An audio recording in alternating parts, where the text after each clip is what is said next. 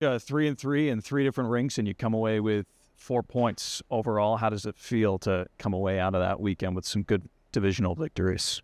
Yeah, we were really pleased with, the illnesses and guys being out and guys stepping up and then eating up more minutes. Some players, we saw Misiak continue to take steps. That line with Tornado Savoy did really well. It was a good complete team weekend against good opponents. Grand Rapids is obviously, we know their record.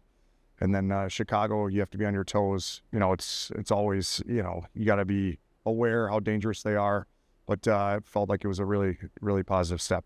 It just seemed like a very opportunistic team in the Wolves, and especially on Sunday, it just felt like even if, all the momentum was on your side, all they need is one little break. What can you learn from that? Obviously with, still a lot of matchups with them going forward, but just being in some of those late game situations where things are going back and forth.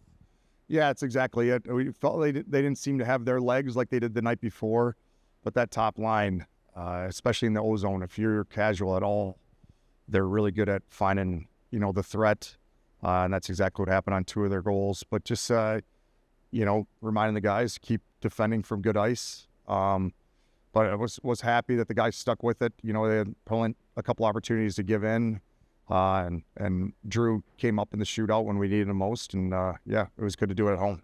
Another really strong weekend for the penalty kill, which I think is quietly, maybe not so quietly, having a really strong season and giving you timely PKs. What do you credit, and what sorts of habits do you think are leading to that unit giving you a lot of life in games? Yeah, I think Josh McNevin's done a really good job. And, any PK, you need your goalie, has to make some saves. But when they've been clicking, I think they've done a really good job on the forecheck, denying clean entries, and then just expanding and taking away time and space. So these teams want time, especially their flank guys. I think that's where our kill's done a good job. They seem to take away, so they don't have those 2 or 3 seconds coming downhill where they can make a pass or pick a corner. And then in those 50-50s after shots, they've done a good job jumping those and making the power play earn their possession.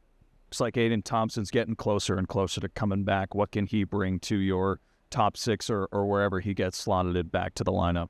Yeah, he's a dynamic player. We saw it, he had a slow start to the year, and then really the last month he was coming on. A lot of nights he was our most effective forward.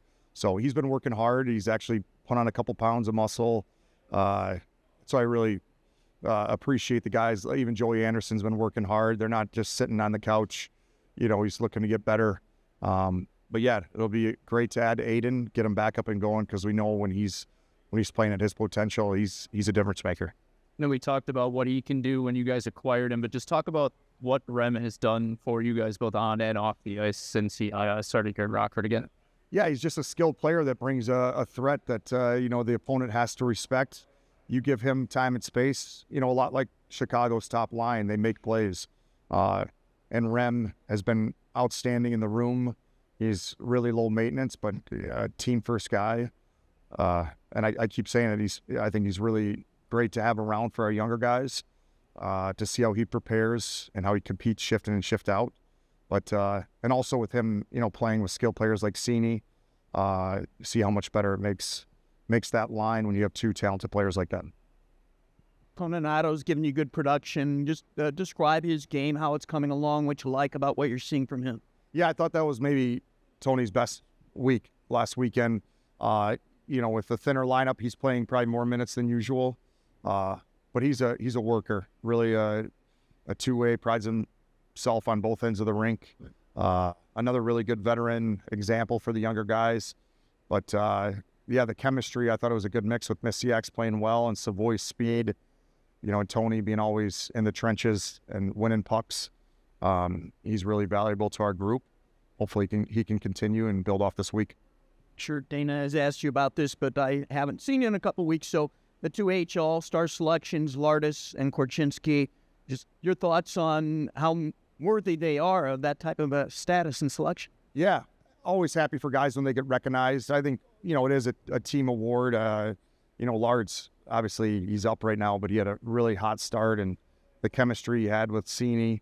And then Kevin, he went last year. I really think Kevin's really improved his overall game. Obviously, I think would have loved to see Scenes go, or maybe a couple more because it's at home, but well-deserved. Really happy for Corch and Lardis. Lastly, bringing in Texas to town. You haven't seen it a little bit, and they've been playing a lot better. I think a little more like you'd expect Texas to over the last few weeks. How important is video for the coaching staff and drilling some stuff into the players again as you're ready for another matchup against the Stars? Yeah, it's getting to that time of year in the second half, and you see our records are really similar. Always tight when you play division opponents, especially when you're tight in the standings. They have, similar players to Chicago that they're dangerous to give them time and space. But it's going to be about us this week. I think we've had a good stretch of games. We want to build and play to our identity and make teams adjust to us, especially here.